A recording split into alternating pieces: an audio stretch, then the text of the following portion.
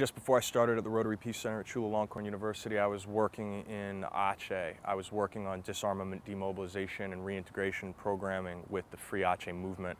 We were doing a lot of direct assistance to ex-combatants, basically trying to train them to be able to make a living without necessarily having a rifle in their hand.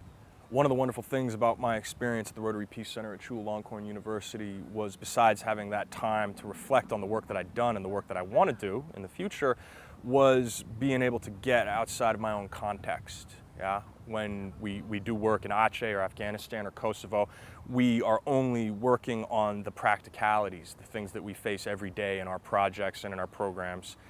And to be able to meet other people that had done similar work in other places, and also to be exposed to the disarmament, demobilization, and reintegration situation in Nepal with their Maoist insurgents was fascinating, and actually helped me with how I think about my programming and the way that I manage DDR programs.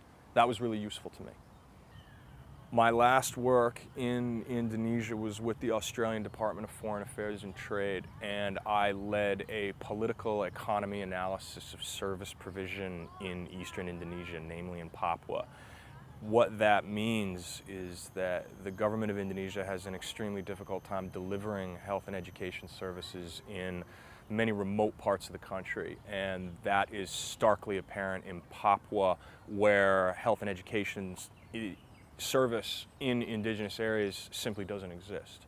So I was working with the Australian government to research those issues and try to figure out ways where health and education services can actually be provided for populations that, well, desperately need them and do not have access to them.